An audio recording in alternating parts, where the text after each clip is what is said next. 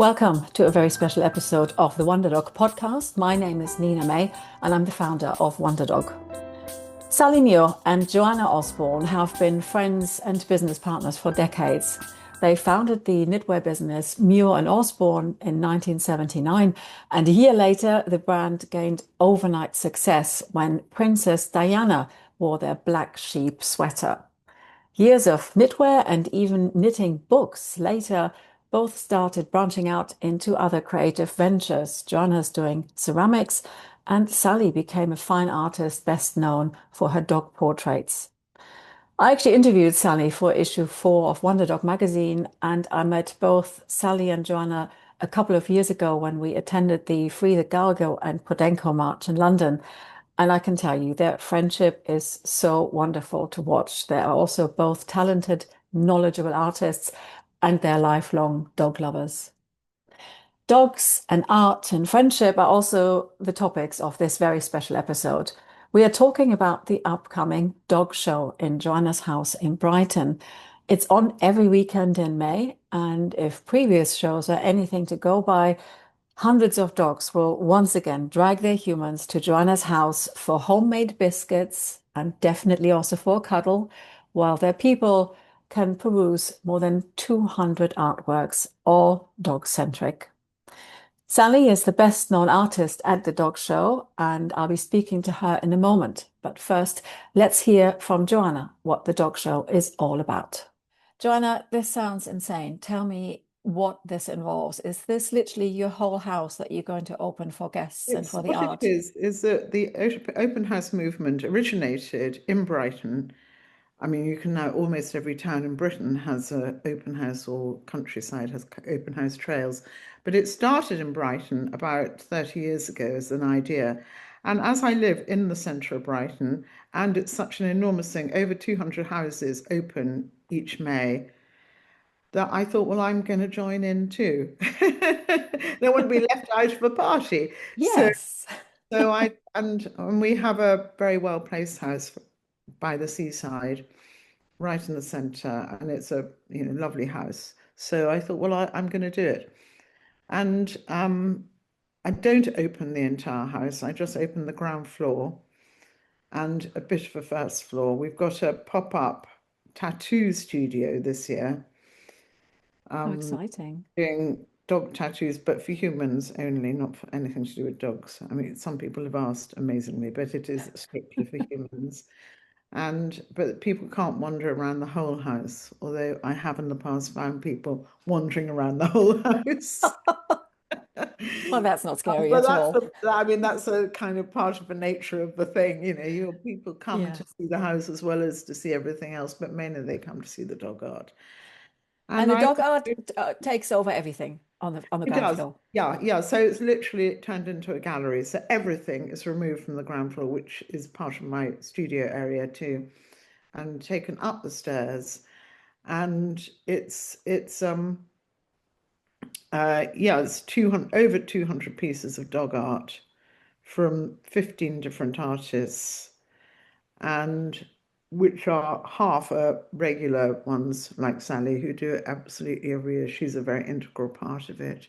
And then half of them are new each time. And I only do it every other year to keep it fresh. Are people able to buy everything there? Is it a gallery Everything's that for you, sale. yeah, everything is for Literally everything's sale? for sale. And it's a good opportunity for me to really clean my house. Well, it's a win-win by the sounds of it. Yeah, and then we have a dog soundscape, which is a music thing that comes out of this. Well, it's a complicated, long story, but my husband's a composer and he composes this kind of dog-themed music that kind of comes out of an animal that sits in the front garden, which I turn into a border collie, left over from a piece that he's done. So we have kind of little things happening. He runs a cafe. He's a very good baker with homemade dog biscuits that we give to all the dogs who come. Some of them, most of them like them, but not all of them. Um, and actually, it's really what it is a wonderful meeting place for like-minded souls. I was going to ask you, how many dogs do you meet doing an Oh, average dog hundreds, show? hundreds. Sometimes we have 20 dogs in our house. That There's sounds an like awful lot. heaven.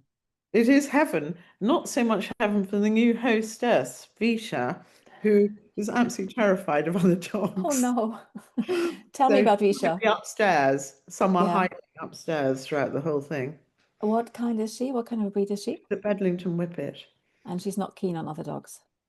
Just very scared of them. She's scared of them until she gets to know them.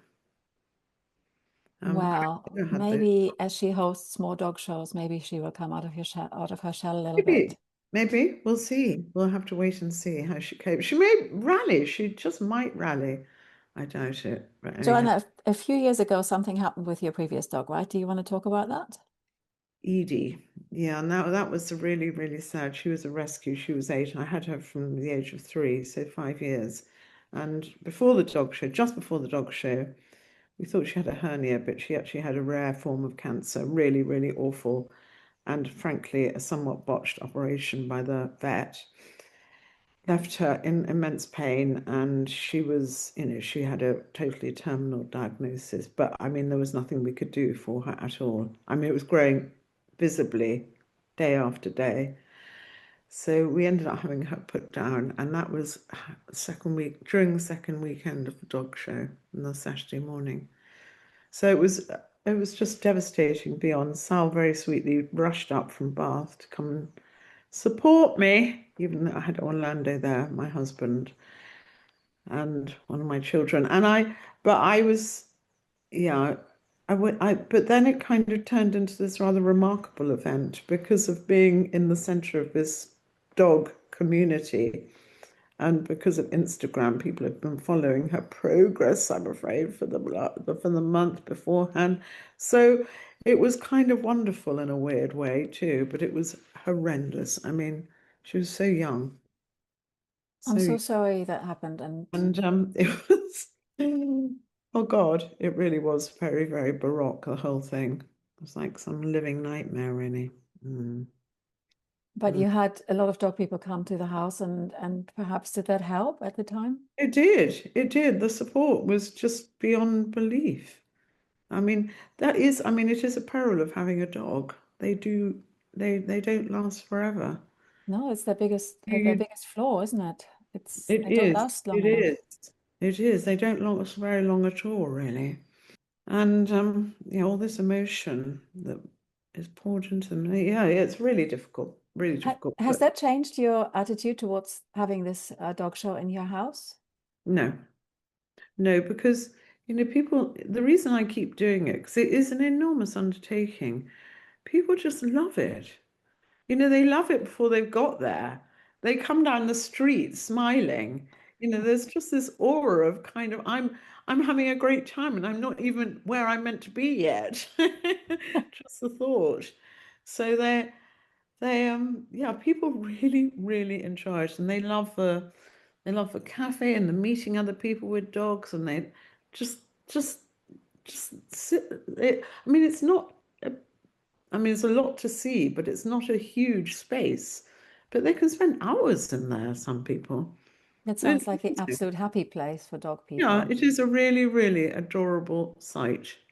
And a lot of dog conversations and a lot of admiring people's dogs on iPhones if they haven't brought their dogs with them. Do you have a visitor wall? Or are you sometimes thinking you should have Yeah, I one? take photos, quite a lot of photos of people with their dogs because they're pretty wonderful, some of them. And it's amazing how many people actually look quite like their dogs. I know it's a cliche, but it's quite true. I think I have a similar hair color to my dog, definitely. Right. I don't think I've got her nose, but we definitely have the same hair color. Joanna, you have an enormous roster of artists there. There are always a few newcomers. Who are you looking forward to in particular this year? Um, well, I'm looking forward to Nicky Nunn, and he is rather wonderful. I like the free form flow of his drawings. They have a spontaneity about them, which is rather wonderful. A lot of movement.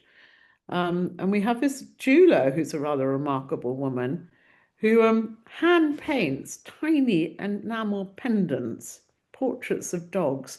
It's a kind of like a bit like a Georgian keepsake. And she sets them in silver. We've never had a jeweler before, so that's quite an exciting departure for most. And Harriet, because Harriet personifies her art. I don't know if you've ever met Harriet, but she's a sort of living art form of what she does. You know, she's got all this incredible exuberance and energy and enthusiasm, and that is totally conveyed through her work. It does come through, yeah. I've never met her in person, but in her But work you you can could tell tell there that is she's a lot kind of, of just, yeah. there's a sort of excitedness about her. Yeah, there's a really And positive energy, and she loves a completely. whippet as well, doesn't she? Which I think is Sally's sort of preferred shape, I think, as well. Sally loves the sighthound. In fact, that's an interesting fact about the dog show is that there are a few people who snuck in this time who actually have cats, which is a bit weird. How did that happen, I Joanna? know, I was appalled. But they almost all have sighthounds, Bedlington whippets, greyhounds. I guess they have a shape, don't they? They do. That They haven't lends the itself to a very elegance that beautiful. you know, and also, you know, over hundreds of years, they've been an inspiration for many an artist. Yeah. Tell me Uh, about your art, Joanna. What are you exhibiting this time? I make ceramic dogs, and am also making quite a lot of functional wear. So things that can be used, like a bowl or a plate or a jar. Oh, here is my dog. Here she is. Oh, Hi. sweetheart. Um, but they all have something doggy attached to them. So like a jar, the knob will be a dog's head. So there's always something that connects it with dogs. But I'm moving more towards functional wear just because I think that's what people quite want that. You know, they want something that's useful as well as attractive Yeah. or doggy, depending on how you're looking at it. I think what I really remember from meeting you and Sally at this Podenco March a couple of years ago is how genuine your friendship is and how lovely you are together. It seems that you're always having a laugh and it's sort of a very heartfelt partnership. Is that fair to It is. say? Yeah, absolutely 100% true. Yeah. And that's one of the reasons in a way we do the dog show is because we've worked together for decades and it's a lovely excuse for us to do something together. Yeah, no, she's a very special friend to me. And I am to her too, if I am.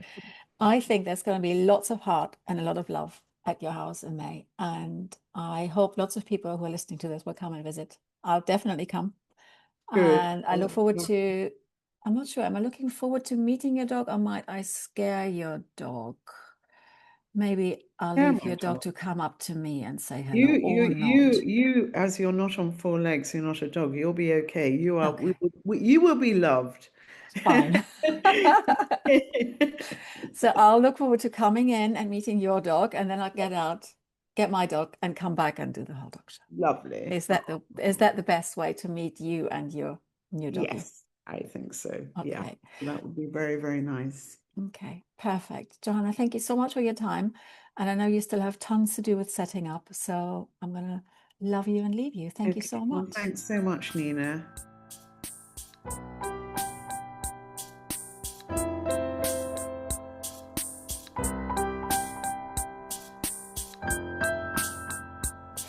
Sally, thank you so much for joining us.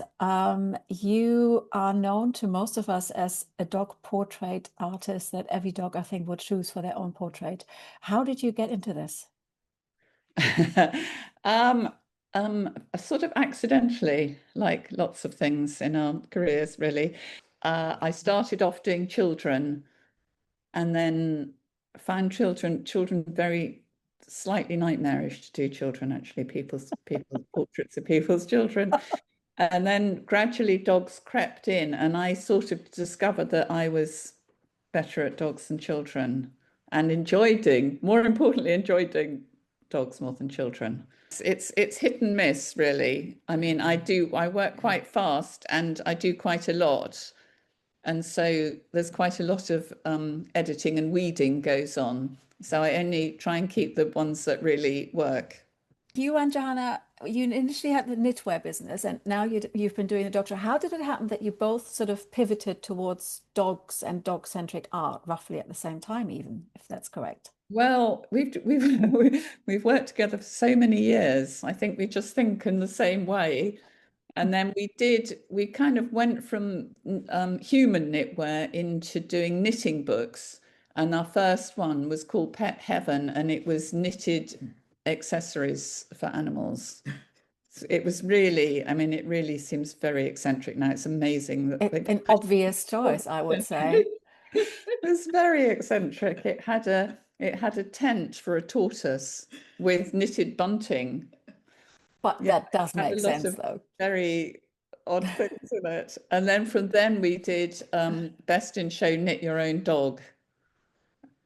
And And that so also sounds obvious. I mean, who wouldn't want to knit their you own wouldn't dog, want to right? knit their own dog. In fact, yes, a lot of people are quite angry with the first one. You know, why isn't there a miniature schnauzer in it? Or why isn't there a long-haired dachshund in it? And so we had to do a second one for all the dogs that weren't in the first one.